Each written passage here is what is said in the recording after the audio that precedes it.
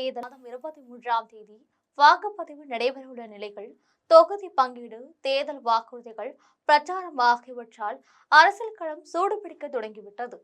குறிப்பாக தேர்தல் என்றால் கோவை நகரம் பரபரப்பாக தொடங்கிவிடும். இப்போ திமுக சார்பில் செந்தில் பாலாஜி கோவை தெற்கு தொகுதியில் களமிறங்கியுள்ளதால் பரபரப்புக்கும் விறுவிறுப்புக்கும் பஞ்சமே இருக்காது. அதிமுக கூட்டணியில் போட்டியிடும் பாஜகவுக்கு கோவை வடக்கு தொகுதி ஒதுக்கப்பட்டுள்ளது. இதனால் அதிமுக முன்னாள் அமைச்சர் வேலுமணி ஆதரவாளர்கள் மிகப்பெரிய அப்செட்டில் உள்ளனர். இது கூட்டணியில் பிரச்சனையை ஏற்படுத்தியுள்ளது என்கிறார்கள். அதிமுக கூட்டணியில் இருக்க பாஜக தங்களுக்கு கோவையில் மட்டும் 3 தொகுதிகளை கேட்டது.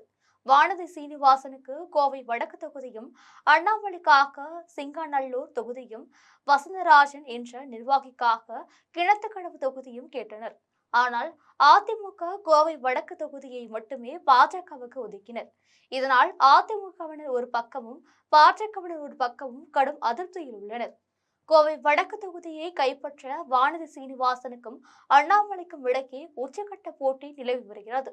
பாஜக தமிழ்நாட்டு மேற்பார்வையாளர் பியூஷ் கோயல் சென்னை வருகிறார். அதனால் பாஜக வேட்பாளர் பட்டியல் இன்று அல்லது நாளை வெளியாக வாய்ப்புள்ளதாக சொல்றாங்க. எல்லா கட்சியின் வேட்பாளர்களும் மனு தாக்கல் செய்துவிட்டு பிரச்சாரத்துக்கு போய்கொண்டிருக்கிறார்கள். காங்கிரஸ் கட்சி சார்பில் போட்டியிடும் வேட்பாளர்கள் பெயரும் என்டிஏ கூட்டணிக்கு தலைமை தாங்கும் பாஜக தனக்கு ஒதுக்கப்பட்ட 27 தொகுதிக்கான வேட்பாளர்களின் பெயர்களும் இன்னும் அறிவிக்காமல் இருப்பது ஆச்சரியமாக உள்ளது. தேசிய கட்சிகளில் பொதுவாக நிறைய கோஷ்டிகள் இருக்கும். அதனால் தேர்தல் காலங்களில் இது போன்ற குழப்பங்கள் இருப்பது சகஜமானது என்றாலும் மற்ற மாநிலங்களில் பாஜகவுக்கு இந்த குழப்பம் ஏற்பட்டதில்லை என்கின்றனர் அக்கட்சியின் அனுதாபிகள். அதுவும் கோஷ்டிகள் பூசல் உச்சகட்டத்தை நோக்கி சென்று கொண்டே உள்ளது. இந்த தொகுதிகள் போட்டியிடும் திமுக, தவிக, நாம் தமிழ் கட்சி வேட்பாளர்கள் தொகுதி முழுவதும் சென்று மக்களை சந்தித்து பிரச்சாரத்தை தொடங்கியுள்ளனர். இந்த தொகுதியை பொறுத்த அளவில் கட்சி சாரா வாக்காளர்களே அதிக அளவில் வசித்து வருகின்றனர். இங்கே போட்டியிட கடந்த முறை கோவை தெற்கு தொகுதியில் போட்டியிட்ட நடிகர் கமல்ஹாசனை சொற்ப வாக்குகள் வித்தியாசத்தில் வென்ற வானதி சீனிவாசன் மும்முரமாக வேலை பார்த்து வருகிறார். அதே மாதிரி முன்னாள் பாஜக மாநில தலைவர் அண்ணாமலையும் இதே தொகுதியை குறிவைத்து காய்களை நகர்த்தி வருகிறார். இதற்கிடையே பாஜகவின் மாநகர மாவட்ட செயலாளர் ரமேஷ்குமார் என்பவரும் இந்த தொகுதியில் போட்டியிட வாய்ப்பு கேட்டுள்ளதாக சொல்றாங்க. இவர்களில் யாருக்கு தொகுதி கிடைக்கும் என்கிற சஸ்பென்ஸ் நீடிக்குது.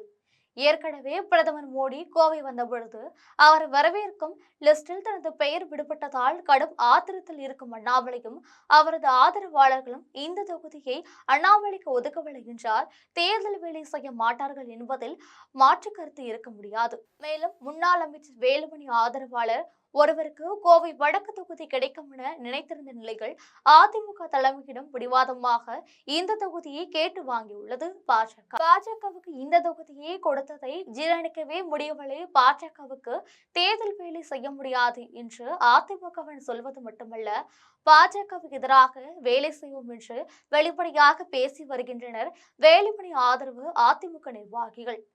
இந்த சூழ்நிலைகள் கோவை தெற்கு தொகுதி திமுக வேட்பாளராக அறிவிக்கப்பட்டிருக்கும் செந்தில் பாலாஜி கோவையில் உள்ள 10 தொகுதிகளிலும் திமுக மற்றும் அதன் கூட்டணி கட்சிகள் மகத்தான வெற்றி பெறும் என்று அதிரடியாக அறிவித்திருக்கிறார். கோவையில் ஜி.டி. நாயுடு மேம்பாலம், செம்மொழி பூங்கா திட்டம், பல்வேறு திட்டங்களை திமுக அரசு செயல்படுத்தியுள்ளதாக பேட்டி கொடுத்துள்ளார். கடந்த 5 வருடங்களில் 8700 கோடி ரூபாய் மதிப்பிலான திட்டங்களை கோவையில் செயல்படுத்தி இருப்பதால் வடக்கு தொகுதி உட்பட கோவையில் உள்ள 10 தொகுதிகளிலும் திமுக எளிதாக கைப்பற்றும் என்று அதிரடியாக கூறியுள்ளார். தேர்தல் களத்தில் தீவிரமாக செயல்படும் செந்தில் பாலாஜி, அண்ணாமலை, வேலுமணி ஆகியோர் தங்கள் பலத்தை நிரூபிக்க பல்வேறு அதிரடி சம்பவங்களை நடத்தி காட்டுவார்கள். அவர்களது ஆட்டம் கோவை மக்கள் மட்டுமல்ல, ஒட்டுமொத்த தமிழ்நாட்டு மக்களின் கவனத்தை ஈர்க்கும் என்பதில் சந்தேகமே இல்லை.